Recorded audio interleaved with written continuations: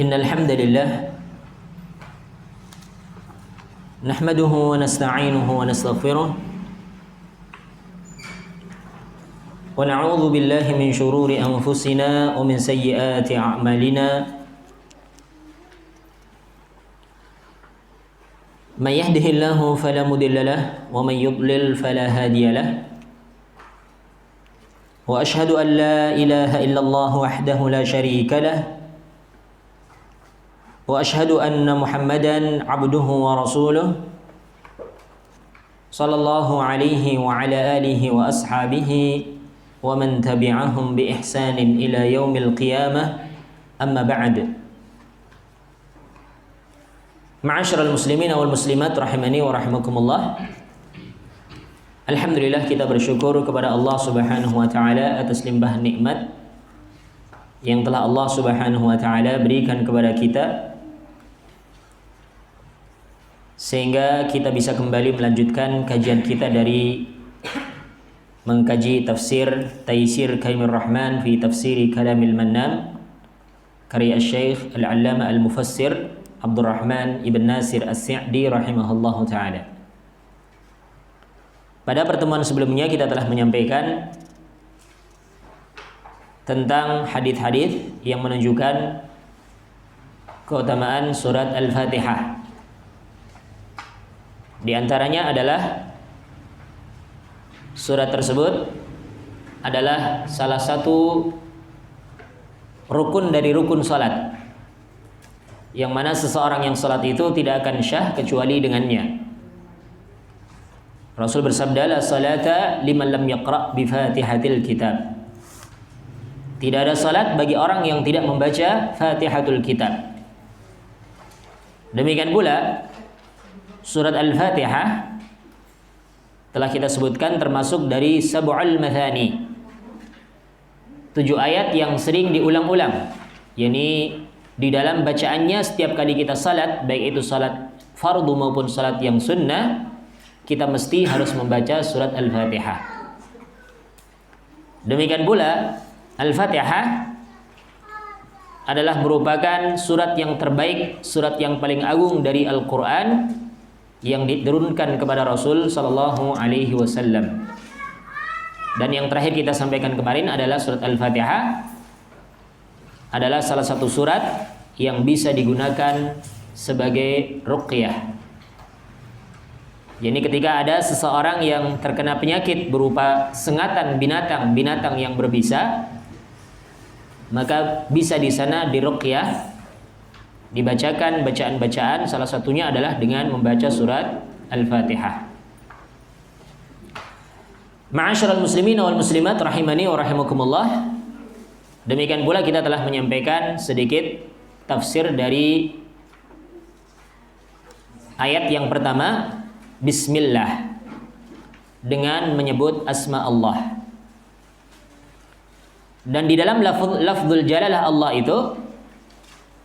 itu sendiri adalah Dzul Uluhiyah, zat yang maha memiliki sifat uluhiyah.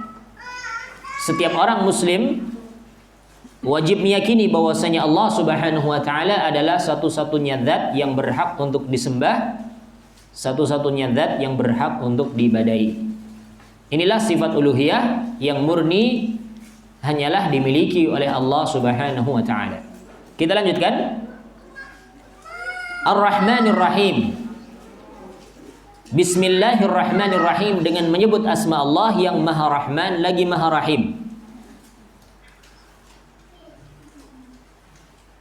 Qala al-muallifu rahimahullahu taala, Asy-Syaikh Al-Allamah Al-Mufassir Abdurrahman Ibn Nasir As-Sa'di dalam kitabnya Taysir Karimir Rahman fi Tafsiri Kalamil Mannan, beliau mengatakan Ar-Rahmanir Rahim ismani dalani ala annahu ta'ala dzur rahmatil wasi'ah al-'azimah allati wasi'at kulla syai'. Ar-Rahmanir Rahim adalah dua nama yang menunjukkan bahwasanya Allah Subhanahu wa taala itu adalah zat yang maha memiliki rahmat yang sangat luas. Allah adalah zat yang maha memiliki rahmat yang luas dan juga rahmat yang sangat besar, yang mencakup segala sesuatu. Wa ammat kullu syai', demikian pula rahmatnya Allah itu umum, mencakup semua makhluk hidup. Wa katabaha lil muttaqina al muttabi'ina li anbiya'ihi wa rusulihi. Demikian pula Allah Subhanahu wa taala menetapkan rahmat tersebut bagi orang-orang yang bertakwa dan juga para pengikut Nabi serta para Rasul alaihi wassalatu wassalam. Fahaula'i lahum ar-rahmatul mutlaq, ar-rahmatul mutlaqah. Maka mereka ini, jadi orang-orang yang bertakwa yang mengikuti para Nabi dan para Rasul, maka mereka itu adalah orang-orang yang akan mendapatkan rahmat yang mutlak. Wa man adahum falahum nasibun minha. Adapun yang selain mereka, yakni selain orang-orang yang bertakwa, selain orang-orang yang mengikuti para nabi dan para rasul, mereka hanyalah mendapatkan sebagian dari rahmat itu saja. Ini penafsiran dari Asy-Syaikh Al-Allamah Abdurrahman Ibn Nasir As-Sa'di rahimahullahu taala berkaitan dengan Ar-Rahmanur Rahim. Di sini ada dua nama Allah Subhanahu wa taala yang harus kita yakini. Allah itu memiliki nama Ar-Rahman. Dan di dalam Ar-Rahman itu terkandung makna ataukah terkandung sifat. Selain nama juga ada sifat ya. Ini termasuk di antara tauhid yang harus kita yakini, tauhid asma wa sifat. Setiap nama Allah itu maka pasti di dalamnya ada sifat. Tapi belum tentu di dalam sifat itu ada nama Allah. Ya. Ini kaidah yang harus kita yakini bersama, harus kita ketahui bersama. Setiap ada nama Allah, maka pasti di situ ada sifat. Tapi belum tentu kalau di sana ada sifat Allah, di sana ada namanya. Semisal Allah mensifatkan dirinya itu dengan istawa 'alal 'arsy. Allah beristiwa di atas 'arsy. Maka tidak kemudian Allah dinamakan dengan mustawin, tidak. Karena tidak ada dalil yang menunjukkan Allah itu punya nama itu, meskipun Allah punya sifat itu. Demikian pula Allah punya sifat tangan. Dalam Al-Quran dikatakan yadullahi fawqa aydihim. Tangan Allah di atas tangan-tangan mereka. Allah punya sifat tangan, tapi tidak bisa dinamakan Allah dengan nama tersebut. Tapi kalau dalam nama pasti ada sifat. Dalam sifat belum tentu ada nama. Di sini Allah selain memiliki nama Ar-Rahman, maka Allah juga punya sifat Dzur Rahmatil Wasi'ah. Allah itu memiliki rahmat yang luas. Ini rahmat yang sifatnya itu umum ya, mencakup seluruh makhluknya. Baik itu rahmat ataukah baik itu rahmat yang Allah berikan kepada seorang muslim maupun non-muslim. Berkaitan dengan urusan-urusan duniawi. Baik itu manusianya maupun jinnya maupun binatangnya. Semuanya tercakup dalam rahmat Allah yang maha luas ini. Ini sekali lagi untuk sifat rahmat yang Allah miliki dalam nama Ar-Rahman itu adalah Dzur Rahmatil Wasi'ah, luas, mencakup seluruh makhluknya. Baik itu muslimnya maupun kafirnya, manusianya, jinnya maupun binatangnya.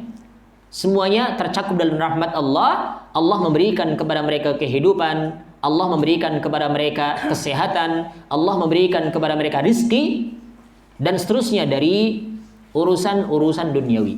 Ini cakupan yang luas dari rahmatnya Allah. Dan perlu kita fahami bersama, ketika Allah memberikan rahmat yang sifatnya itu am tadi, yang sifatnya itu umum tadi ini, maka hal itu bukanlah tanda Allah cinta dengan orang tersebut.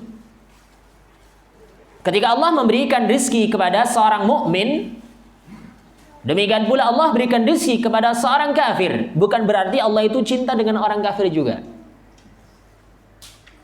Karena ini sifatnya umum ya. Semua mencakup, semua tercakup dalam rahmatnya Allah. Sehingga jangan sekali-kali kita itu menjadikan ukuran bahwasanya Allah memuliakan seseorang itu, Allah cinta dengan seseorang itu dengan ukuran duniawi.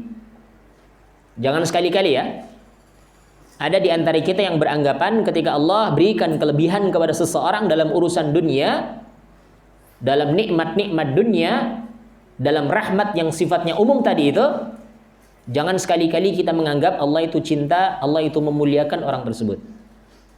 Karena bukan ini yang menjadi ukuran. Tapi nanti yang menjadi ukuran itu adalah rahmat Allah yang khusus yang Allah berikan kepada orang-orang yang beriman, orang-orang yang bertakwa. Ini yang menjadi ukuran. Karena sebagian orang itu masih banyak yang menganggap ya, ketika Allah memberikan kepada dia nikmat, padahal ini adalah merupakan ujian. Allah memuliakan dia. Allah memberikan kebaikan-kebaikan kepada dia. Dia menganggap Rabbi akraman, Rabbku sedang memuliakan aku. Allah Subhanahu wa taala berfirman, "Fa'ammal insan idza mabtalahu rabbuhu fa akramahu wa na'amahu fayaqulu rabbi akraman. Wa amma idza mabtalahu faqadara 'alaihi rizqahu fayaqulu rabbi ahanan." Kalla. Allah Subhanahu wa taala berfirman, adapun manusia, yakni kebanyakan manusia ketika Rabb-nya mengujinya, ya. Idza mabtalahu rabbuhu, ketika Rabb-nya mengujinya. Menguji dengan apa? Wa na'amahu. Idza mabtalahu rabbuhu fa akramahu wa na'amahu. Allah mengujinya dengan dimuliakan, dengan diberikan kenikmatan-kenikmatan. Dia akan mengatakan Rabbi akraman, Rabbku sedang memuliakan aku. Sebaliknya, sebagian mereka ada yang beranggapan wa idza mabtalahu faqadara 'alaihi rizqahu, dan ketika Allah mengujinya dengan dibatasi rizkinya, dia akan mengatakan Rabbi ahanan, Rabbku sedang menghinakan aku. Maka Allah membantah anggapan mereka di dalam ayat yang setelahnya, kalla, sekali-kali tidak demikian. Bukan itu yang menjadi ukuran Allah memuliakan ataukah tidaknya seseorang, bukan dalam urusan nikmat-nikmat duniawi, bukan. Sehingga di sini juga harus kita pahami bersama, ketika Allah memberikan rahmat kepada hamba-hambanya, kepada makhluknya, yang itu bersifat umum, ini sekali lagi bukan merupakan bukti Allah cinta dengan hamba tersebut. Karena ini sifatnya umum ya, dzur rahmatil wasi'ah, zat yang maha memiliki rahmat yang luas, al-azimah yang agung, yang mencakup segala makhluknya, yang mencakup segala sesuatu, mencakup setiap makhluk yang hidup. Demikian pula Allah menetapkan rahmat tersebut yang ada dalam nama Ar-Rahim. Ini dzur rahmatil wasilah, zat yang memiliki rahmat yang bersambung. Allah berikan rahmat kepada orang-orang yang beriman di dunia, kemudian rahmat itu akan bersambung sampai menjadikan sebab orang tersebut masuk ke dalam syurganya Allah Subhanahu wa taala. Ini rahmat yang mutlak Allah berikan kepada orang-orang yang bertakwa, yang mengikuti jalannya para nabi dan para rasul alaihi wassalatu wassalam. Ya, maka ini rahmat yang mutlak. Rahmat yang bersambung Allah akan berikan kepada mereka di dunia berupa taufik, berupa petunjuk, dan juga Allah berikan pertolongan kepada dia untuk senantiasa mengingat Allah Subhanahu wa taala dan untuk senantiasa melakukan kebaikan-kebaikan. Adapun yang selain mereka, yakni selain orang-orang yang bertakwa, memang betul mereka itu dapat rahmat dari Allah, tapi rahmat yang sifatnya umum itu hanyalah sebagian, falahum nasibun minha, bagi mereka hanyalah sebagian dari rahmat tersebut. Selanjutnya, muallif rahimahullahu taala menyatakan wa'lam anna minal qawa'idil muttafaqi alaihi baina salafil ummati wa immatiha al-imanu bi asma'illahi wa sifatihi wa ahkamis sifat. Fayu'minuna mathalan bi annahu rahmanur rahim, dzur rahmatil lati ittasafa biha al-muta'alliqah bil marhum. Fan ni'amu kulluha atharun min athari rahmatih. Wa hakadha fi sairil asma. Ketahuilah, termasuk di antara kaidah yang disepakati atasnya di antara salaful ummah dan juga para imamnya, yakni hendaklah seseorang itu beriman dengan nama-nama Allah dan sifat-sifatnya serta hukum-hukum yang diambil dari sifat tersebut. Semisal contoh, seorang itu harus beriman, mereka itu harus beriman bahwasanya Allah itu memiliki sifat Rahman dan juga Allah memiliki sifat Rahim. Yani dzur rahmatil lati ittasafa biha, Allah itu memiliki rahmat yang Allah disifatkan dengan sifat tersebut. Sifat Rahman yakni tadi dzur rahmatil wasi'ah, zat yang maha memiliki rahmat yang sangat luas mencakup seluruh makhluknya. Adapun sifat Rahman yang ada dalam kata Ar-Rahim, dalam nama Ar-Rahim ini khusus bagi orang-orang yang bertakwa, khusus untuk orang-orang yang beriman. Al-muta'alliqah bil marhum, ketika Allah itu memiliki sifat rahmat tadi, yang mana Allah disifatkan dengan sifat tersebut, berarti ini berkaitan dengan sesuatu yang dirahmati. Fan-ni'amu kulluha atharun min athari rahmatih, maka nikmat-nikmat itu seluruhnya adalah merupakan pengaruh dari pengaruh-pengaruh rahmatnya Allah. Wa hakadha fi sairil asma, demikianlah seseorang itu memahami dalam nama-nama yang lainnya. Yuqalu fil alim, semisal contoh Allah itu punya nama dan sifat al-alim, maka dikatakan seperti itu pula dalam sifat al-alim, memiliki ilmu yang dengannya Allah mengetahui segala sesuatu. Dengan ilmu yang Allah miliki itu Allah mengetahui segala sesuatu. Ini contoh ya. Qadirun dzu qudratin yaqdiru ala kulli syai'. Allah juga punya sifat qadir, zat yang maha kuasa. Allah itu menguasai segala sesuatu. Maka ini berlaku pula dalam nama-nama yang lainnya. Semisal contoh Allah itu punya nama Al-Basir, Dzul Basirah. Ya. Alladzi yabsiru kulla syai'. Allah itu zat yang maha memiliki basirah, yang mana basirahnya Allah itu mencakup segala sesuatu.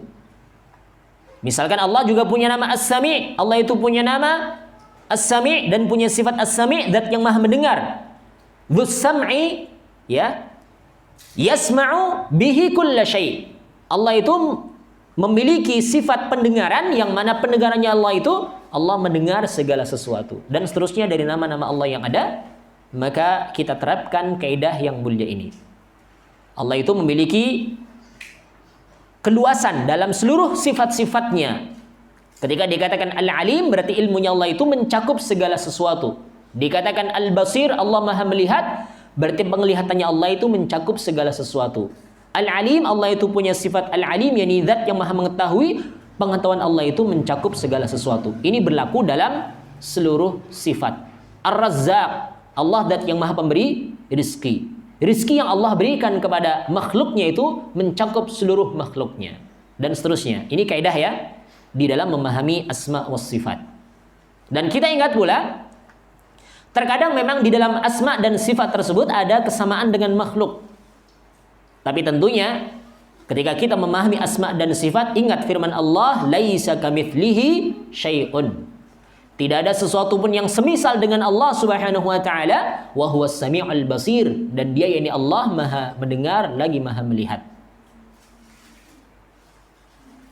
Dan kita tahu bahwasanya makhluk juga mendengar, makhluk juga melihat. Dari sisi nama sama, tapi tentunya hakikatnya berbeda. Penglihatannya Allah itu mencakup segala sesuatu, pendengarannya Allah itu mencakup segala sesuatu. Sementara pendengarannya makhluk, penglihatannya makhluk terbatas hanyalah dalam jarak sekian dan sekian. Tidak mencakup segala sesuatu. Ya, maka ini jelas ya, nama sama tapi tentunya hakikatnya berbeda. Tentunya ala ma yaliqu bi jalalihi wa 'azamatihi. Ketika kita memahami asma dan sifat Allah, maka kita katakan bahwasanya sesuai dengan apa yang pantas bagi kemuliaan dan keagungan Allah Subhanahu wa taala. Semisal tadi sifat istawa, Allah itu beristiwa di atas arsy. Istawa itu kalau diterjemahkan secara bahasa kita itu adalah bersemayam ya. Arsy itu adalah singgasana. Ini kalau terjemahan bebas bahasa Indonesia, tapi ini masih kurang tepat ya. Istawa itu adalah ala wartafa'a, tinggi dan berada di atas. Inilah Allah Subhanahu wa taala. Ya. Allah itu ala wartafa'a, tinggi dan berada di atas. Inilah istawa. Ini makna istawa. Sebagian orang itu menafsirkan istawa dengan istaula, Allah itu menguasai. Ini jelas penafsiran yang tidak memiliki dalil. Ya, karena ternyata di sana tidak ada penafsiran hal tersebut dari Rasul maupun dari para sahabat. Kalau berbicara menguasai, tidak diragukan Allah juga menguasai segala sesuatu. Tidak perlu dicarikan takwil dari istawa dikatakan dengan istaula, tidak perlu. Karena Allah itu Al-Qadir, juga Allah punya nama Al-Qadir dan sifat Al-Qadir, zat yang maha kuasa. Zat yang maha menguasai segala sesuatu. Ini perkara yang perlu kita pahami bersama, ya, berkaitan dengan asma dan sifat Allah. Kita harus yakin sesuai dengan apa yang Allah tetapkan bagi dirinya maupun Rasulullah sallallahu alaihi wasallam tetapkan bagi Allah Subhanahu wa taala. Tentunya tidak boleh melakukan takwil kecuali di sana ada dalil yang menunjukkan takwil tersebut. Kemudian juga tidak boleh kita melakukan tamthil, mempermisalkan, menyamakan sifatnya Allah dengan sifatnya makhluk.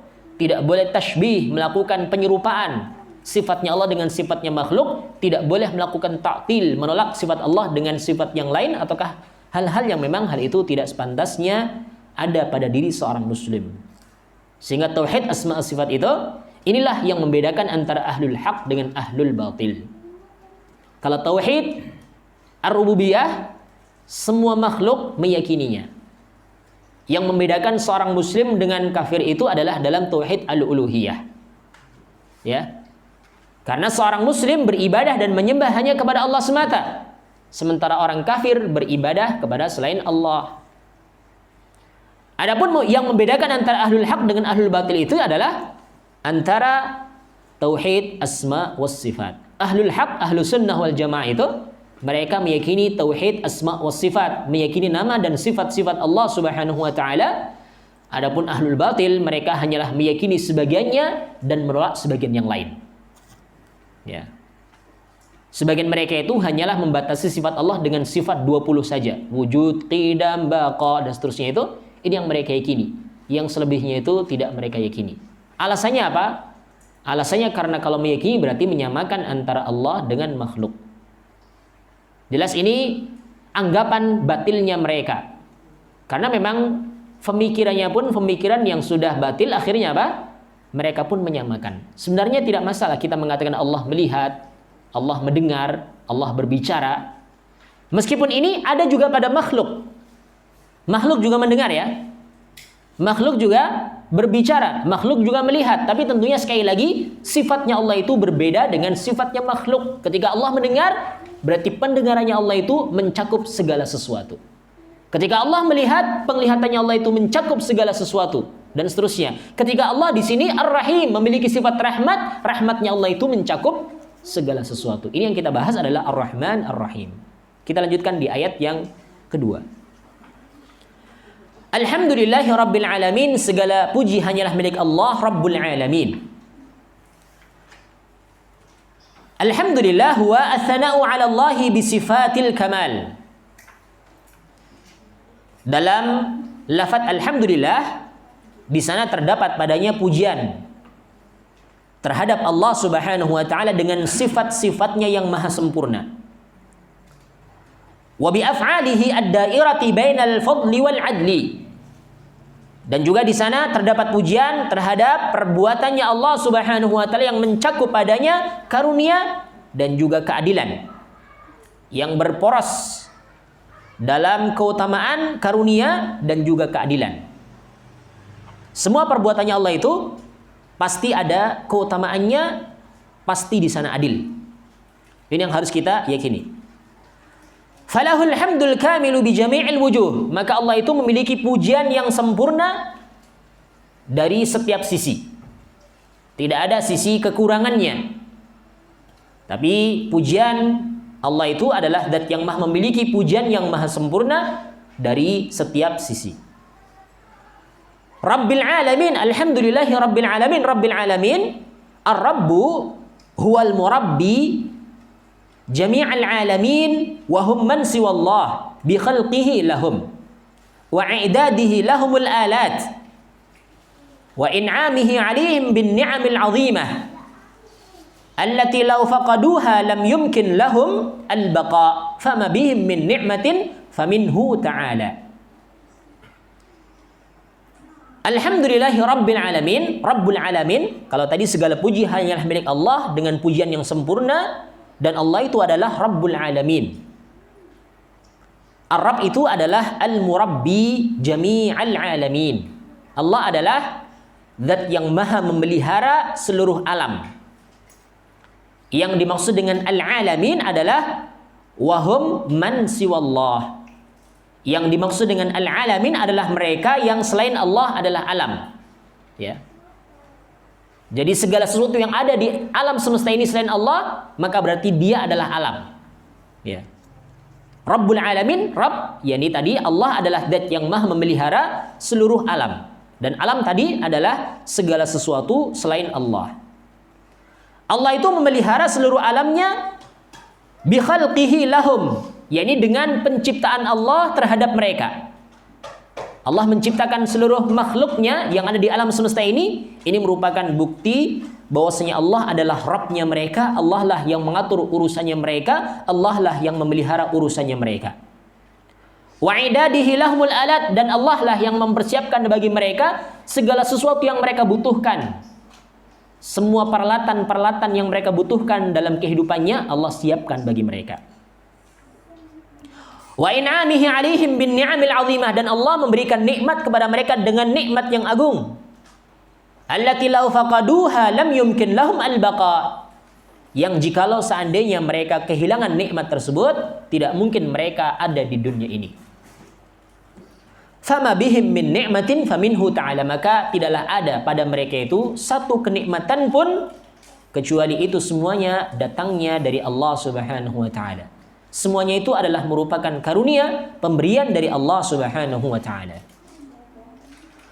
Wa tarbiyatuhu ta'ala li khalqihi naw'an, dan tarbiyahnya Allah, pemeliharanya Allah terhadap alam, terhadap makhluk ini ada dua jenis. Yang pertama adalah tarbiyatun 'ammah, pemeliharaan yang sifatnya itu umum, dan yang kedua tarbiyatun khassah, pemeliharaan dari Allah kepada makhluknya yang sifatnya itu khusus. Fal'amatu hiya khalquhu lil makhluqin wa rizquhum wa hidayatuhum lima fihi masalihahum allati fiha baqa'uhum fid dunya. Maka pemeliharaan Allah kepada makhluk yang sifatnya itu amah, yang sifatnya itu umum, yang dimaksud dengannya adalah penciptaan Allah Subhanahu wa taala terhadap makhluknya. Ini umum ya. Allah menciptakan manusia yang beriman maupun yang kafir. Allah ciptakan jin, Allah juga ciptakan binatang. Semuanya.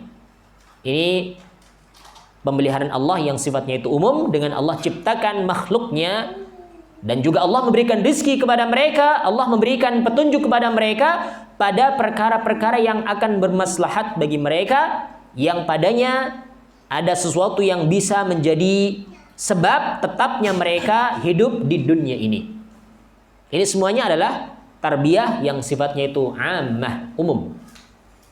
Allah memelihara makhluknya secara umum, di sini maksudnya seluruh makhluknya Allah ciptakan, Allah berikan rizki, Allah berikan petunjuk untuk apa yang bermaslahat sehingga dengannya dia bisa tetap tinggal hidup di dunia ini. Ini umum ya. Semuanya Allah berikan kepada makhluknya. Wal khasah, kemudian ada juga tarbiyah yang sifatnya itu khasah, yang khusus. Yani tarbiyatuhu li awliyaihi. Yani tarbiyahnya Allah, pemeliharanya Allah kepada para walinya, kepada para kekasihnya. Fayurabbihim bil iman wa yuwafiquhum lahu. Allah mentarbiyah mereka dengan tarbiyah imaniyah. Allah memelihara mereka dengan pemeliharaan keimanan. Allah memberikan taufik, petunjuk kepada mereka, wa yukammiluhu lahum. Kemudian Allah menyempurnakan taufik tersebut untuk mereka. Wa yadfa'u anhum as-sawarif wal awaiq al-hailah bainahum wa bainahu. Demikian pula Allah mencegah mereka itu dari hal-hal yang akan menyebabkan mereka itu berpaling dari Allah. dari kedurhakaan-kedurhakaan yang akan menghalangi di antara mereka dengan Allah. Allah jaga mereka, para walinya, dari hal-hal tersebut, dari hal-hal yang akan membuat mereka itu berpaling, kedurhakaan-kedurhakaan yang akan menghalangi antara mereka dengan Allah. Allah jaga mereka dari hal tersebut. Wa haqiqatuha, dan hakikat dari tarbiyah yang khasa ini adalah tarbiyatut taufiq likulli khairin. Yani Allah akan memberikan tarbiyah, yani pemeliharaan berupa taufik untuk setiap kebaikan-kebaikan. Ini kepada mereka tentunya orang-orang yang beriman. Fal ismatu an kulli syarr, dan juga Allah akan menjaga mereka dari setiap kejelekan-kejelekan. Wa la'alla hadzal ma'na huwa sirru fi kauni aktsari adiyatil anbiya'i bi lafdzir rabb. Fa inna mutalabahum kullaha dakhilatun tahta rububiyyatihi al-khassah. Barangkali inilah makna rahasia, inilah makna yang rahasia yang ada dalam kata Rabb yang sering digunakan di dalam doa oleh para nabi dengan lafaz Rabb. Ya, Rabbana. Ya, ini para nabi kan menggunakan lafaz Rabb ya. Para nabi alaihi wassalatu wassalam, mereka ketika berdoa menyebutkan nama apa? Rabb. Ya, Allahumma Rabbana. Terkadang masih ditambahkan seperti itu ya. Rabbana atina fid dunya hasanah, Rabbana hab lana min azwajina, Rabbana ighfir lana wa li ikhwanina alladhina sabaquna bil iman, dan seterusnya. Itu kan banyak sekali doa-doa yang menggunakan lafaz Rabb. Barangkali inilah rahasianya. Karena tuntutan mereka itu seluruhnya masuk dalam rububiyatullah yang khusus ini berupa taufik tadi, yakni petunjuk untuk melakukan semua kebaikan-kebaikan dan juga penjagaan dari semua kejelekan-kejelekan.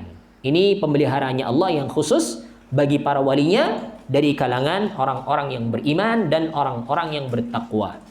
Karena inilah wali. Wali itu adalah alladzina amanu wa kanu yattaqun. Wali itu adalah mereka orang-orang yang beriman dan bertakwa. Ya. Ala awliya Allah la khaufun alaihim wa lahum yahzanun alladzina amanu wa kanu yattaqun. Ketahuilah bahwasanya wali-waliullah itu adalah mereka orang-orang yang tidak pernah merasa takut dan juga mereka tidak pernah bersedih hati. Mereka adalah alladzina amanu wa kanu yattaqun. Mereka adalah orang-orang yang beriman dan bertakwa. Allah memelihara mereka dengan pemeliharaan yang khusus berupa tarbiyah tadi, untuk bisa memberikan taufik kepada mereka melakukan kebaikan-kebaikan dan menjaga mereka dari kejelekan-kejelekan. Ya. Fadalla qauluhu Rabbul alamin ala infiradi bil khalqi wat tadbiri wan ni'am wa kamali ghinahu wa tamami faqril alamin ilaihi bikulli wajhin wa i'tibarin. Maka di ayat ini tadi, ayat yang kedua tadi, alhamdulillahirabbil alamin, di sana terdapat dalil bahwasanya Allah itu adalah zat yang Maha Esa. Ya. Dengan penciptaan, dengan pengaturan dan juga dengan kenikmatan-kenikmatan. Allah adalah zat yang Maha sendiri. Allah sendirilah zat yang Maha menciptakan, zat yang Maha mengatur, dan zat yang Maha memberikan nikmat. Dan juga sempurnanya kekayaan Allah Subhanahu wa ta'ala. Sempurnanya rasa fakirnya seluruh alam semesta ini kepada Allah. Seluruh makhluk di alam semesta ini mereka itu sangat butuh kepada Allah Subhanahu wa ta'ala. Mereka sangat butuh dengan pemeliharaan dari Allah Subhanahu wa ta'ala bikulli wajhin, dengan setiap sisi maupun dengan setiap i'tibar, dengan setiap apa yang menjadi pelajaran dalam hidupnya itu. Maka mereka itu sangat butuh kepada Allah Subhanahu wa ta'ala. Kemudian ayat yang ketiga, Allah Subhanahu wa ta'ala berfirman, Maliki yaumiddin. Dengan memanjangkan mimnya, ini boleh, ataukah dengan memendekkan mimnya juga boleh. Dalam sebagian riwayat ada yang memendekkan mimnya, Maliki yaumiddin, seperti itu ya. Tapi ini riwayat yang kurang masyhur di kalangan kaum muslimin. Yang masyhur itu adalah dengan memanjangkan mimnya ya, Maliki yaumiddin. Zat yang maha menguasai hari pembalasan. Al-Maliku huwa man ittasafa bisifatil malik allati min athariha annahu ya'muru wa yanha wa yuthibu wa yu'aqibu wa yatasarrafu bimamalikihi bi jami' anwa'it tasarrufat. Al-Malik ini adalah, lihat, zat yang disifatkan dengan sifat al-mulk. Al-Malik adalah isim fa'il ya, dari malaka, malikun, yang memiliki, yang merajai, yang menguasai ya, yang disifati dengan sifat al-mulk, memiliki kerajaan, kekuasaan. Yang termasuk di antara pengaruh al-mulk ini adalah memerintahkan dan melarang. Namanya raja, maka dialah yang berhak untuk memerintahkan dan melarang. Demikian pula di antara pengaruh dari sifat al-mulk tadi ini, yakni dialah Allah yang memberikan pahala, memberikan ganjaran, memberikan balasan, dan juga memberikan iqab, memberikan hukuman. Wa yatasarrafu bimamalikihi. Demikian pula Allah lah yang berhak untuk memperlakukan semua yang ada di bawah kekuasaannya, semua yang ada di bawah kerajaannya. Bi jami' anwa'it tasarrufat, dengan seluruh macam-macam perlakuan, maka itulah Allah yang paling berhak.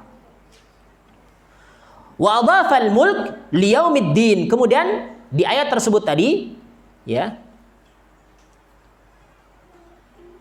mulk itu diidhofahkan dengan yaumuddin, disandarkan dengan yaumuddin, maliki yaumiddin. Diidhofahkan, disandarkan dengan yaumuddin. Dan yaumuddin itu sendiri adalah huwa yaumul qiyamah. Maliki yaumiddin, dialah Allah, zat yang maha menguasai, zat yang maha merajai, zat yang maha memiliki hari kiamat, hari pembalasan. Yaumul qiyamah dikatakan dengan yaumuddin ya, karena yaumu yudanun nas fihi bi'amalihim khairuha wa syarraha. Dikatakan dengan yaumuddin, dana yadinu ya. Yudanu di sini yauma yudanun nas fihi bi'amalihim, karena di hari tersebut akan didekatkan kepada manusia, dinampakkan kepada manusia semua amalan mereka. Baik itu amalan yang baik maupun amalan yang buruk. Semuanya akan dinampakkan di hari tersebut. Sehingga dikatakan dengan yaumuddin. Ya.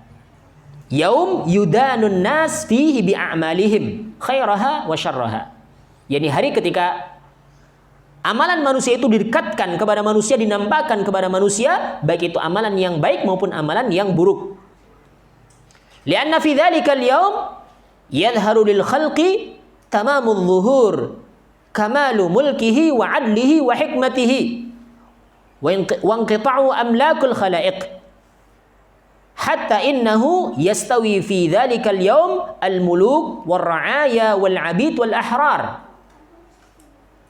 kulluhum mud'inuna li'azamatihi khadi'una li'izzatihi muntadhiruna limujazatihi rajuna thawabahu khaifuna min iqabihi.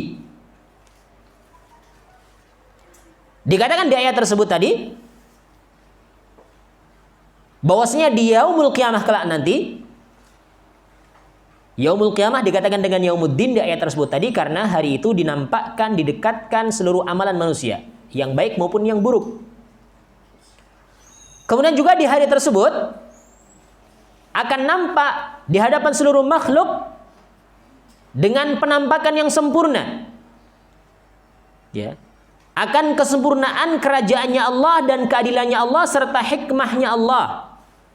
Dan terputuslah seluruh raja-raja yang ada di kalangan makhluk. Sampai di hari tersebut akan disamakan antara para raja dengan rakyat, antara para budak dengan orang-orang merdeka.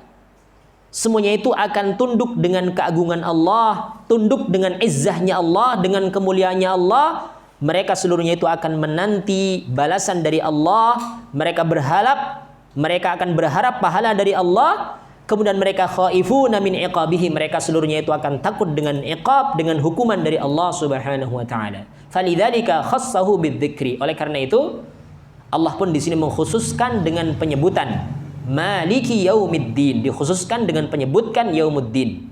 Wa illa fahuwal maliku liyaumiddin wa li ghairihi minal ayyam. Padahal Allah itu bukan cuma menguasai hari pembalasan saja, tapi selain hari pembalasan, Allah juga menguasai hari-hari yang lain dari hari-hari yang ada. Tapi di sini dikhususkan dengan Yaumuddin karena di hari tersebut benar-benar akan dinampakkan sempurnanya kekuasaan Allah Subhanahu wa taala. Sempurnanya keadilan Allah Subhanahu wa taala dan sempurnanya akan kemahabesarannya Allah. Padahal dalam hal yang lain pun, di hari yang lain pun Allah tetap berkuasa dan Allah menguasai seluruhnya. Tapi di sini dikhususkan dengan penyebutan Yaumuddin karena di situ akan semakin nampak. Kalau sekarang di dunia, ya, kan kita lihat ya banyak para penguasa, banyak para raja. Ya, tapi di yaumul qiyamah kelak seluruh raja-raja tadi itu akan disamakan dengan rakyatnya.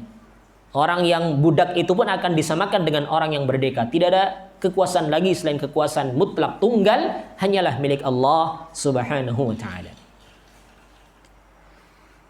Sudah masuk waktu Isya belum ini? Sudah ya? Dan untuk ayat yang selanjutnya, ayat yang ke-4 berarti ya. Iyyaka na'budu wa iyyaka nasta'in. Insyaallah akan kita lanjutkan di pertemuan yang akan datang. Dari apa yang telah kita sampaikan tadi, ada beberapa pelajaran yang penting tadi. Di antaranya tentang tauhid asma wa sifat ya, dalam Ar-Rahmanir Rahim, Bismillahirrahmanirrahim. Kemudian juga pujian yang sempurna bagi Allah. Dan juga diingatkan lagi tentang rububiyatullah tadi, Rabbul Alamin. Ada rububiyah yang ataukah tarbiyah ya, tarbiyah yang sifatnya amah dan sifatnya khassah. Umum itu bagi seluruh makhluknya, khassah itu adalah bagi para walinya. Dan juga tadi tentang Maliki Yaumiddin, Allah menguasai hari pembalasan. Dan tentunya selain pembalasan pun Allah menguasai hari-hari yang lain, cuma dikhususkan dengan hari pembalasan karena di hari tersebut benar-benar akan dinampakkan kemahakuasaannya Allah. Semua amalan makhluk akan dinampakkan dalam rangka untuk menanti hisab. Oleh karena itu kalau kita yakin dengan hal ini, maka kita pun harus mempersiapkan di dalam menghadapi hari tersebut dengan persiapan amalan-amalan saleh. Jangan sampai kita itu menyesal di akhirat kelak ketika kita kurang bekalnya, padahal ketika itu sudah tidak ada lagi kesempatan untuk beramal, yang ada hanyalah hisab, yang ada hanyalah balasan. Sehingga marilah kita mempersiapkan diri kita, terlebih lagi di bulan yang mulia ini, bulan Muharram, kita persiapkan untuk memperbanyak amalan saleh. Di antaranya adalah memperbanyak puasa, karena puasa di bulan Muharram itu dikatakan sebagai puasa yang paling afdal setelah puasa Ramadan. Rasul bersabda, afdalus siyami ba'da Ramadan syahrullahil Muharram. Puasa yang paling afdal setelah puasa Ramadan adalah puasa di bulan miliknya Allah, bulan Muharram. Ini sebagai bekal kita untuk menghadapi yaumul hisab kelak, yaumuddin kelak, dengan cara memperbanyak bekal berupa amalan saleh. Dan kita memohon kepada Allah Subhanahu wa taala, semoga Allah senantiasa memberikan kekuatan kepada kita untuk bisa melaksanakan perintah-perintahnya, menjauhi larangan-larangannya, sehingga dengannya kita pun akan mendapatkan kebahagiaan dunia maupun akhirat.